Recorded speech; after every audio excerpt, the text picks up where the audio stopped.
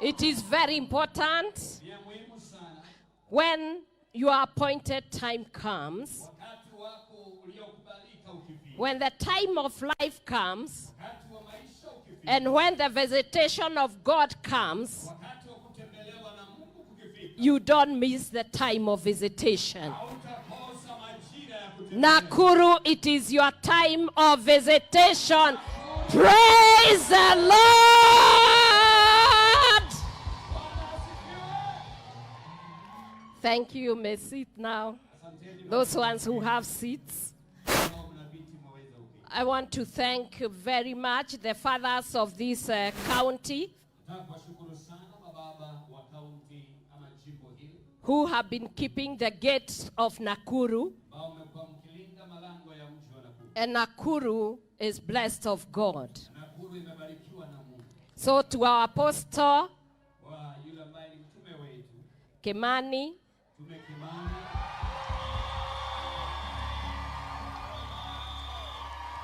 our father,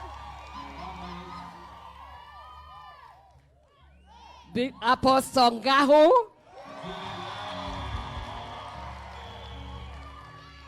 and all the fathers that have made this meeting possible, and the leadership of Nakuru together of Nakuru.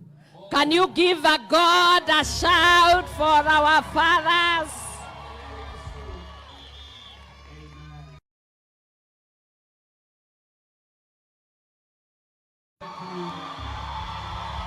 Our beloved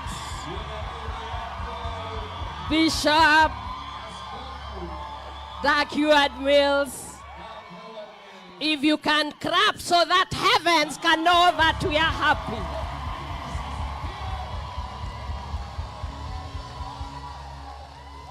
I only have 2 minutes to get out of here. In Genesis chapter 18, verse 10 to 14, there was a couple that God visited. Their condition was very bad. Science could not do anything for them. Biology could not work for them.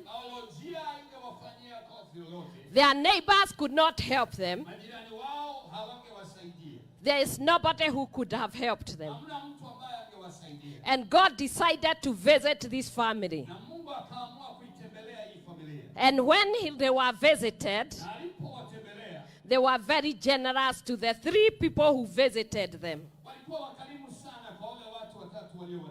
So you don't know when God is going to visit you. God will always visit the earth in form of man. And today, we have a man. We have a man. We have a man that have been sent of God to bring the good news to Nakuru and to bring the good news to Kenya and to release the spirit of revival. It is for you like Sarah to listen and to desire and to expect to love, because your time is now.